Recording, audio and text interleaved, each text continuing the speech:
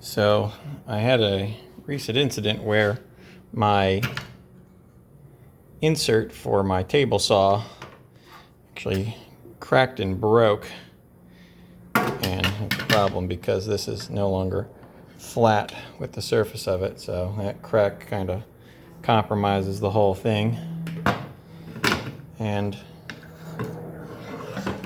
I can go out and buy another one of these. I don't know how much this would cost. I'm gonna guess it'd probably be like $50. It might even be up to 100, but I don't know. But I thought to myself, well, people make inserts for their table saws all the time, and this thing looks simple at first. You might think I'd just cut out a shape and kind of sand it into place, but it's kind of a complex shape to do. It's hard to cut perfect round ends and have it fit flush.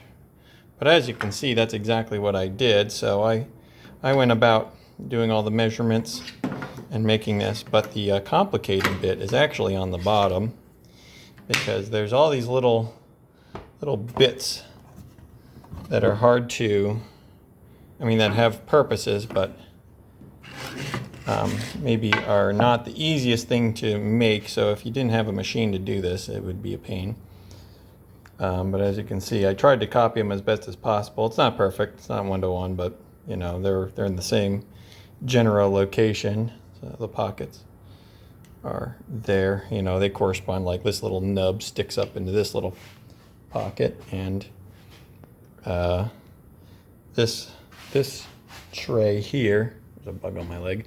This tray here is probably for this little bit down there sticking up. It's all to compensate for something coming up and running into the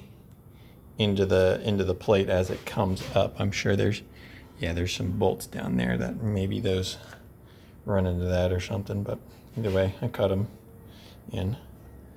And then there's some leveling screws. That's the only other thing that I had to add. I added some little screws here.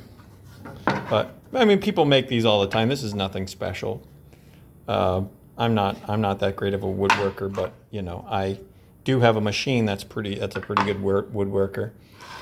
And so I just had to make sure this was all cut and ready, so that can clear that. And now we've got a nice new insert. And actually, let's see if we can do this.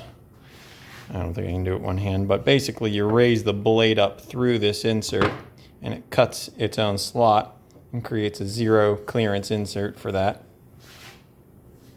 And that makes things so that pieces can't fall down into the saw. But either way, my CNC machine over there, I now have a template that I can cut these out regularly. So if this one gets screwed up or beat up, like this one just got beat up like that, now I have the ability to replace it without having to go to the store or having to wait for that online. So anyways, that's the kind of the beauty of self-sufficiency, is being able just to make your own things and your own parts for your machines.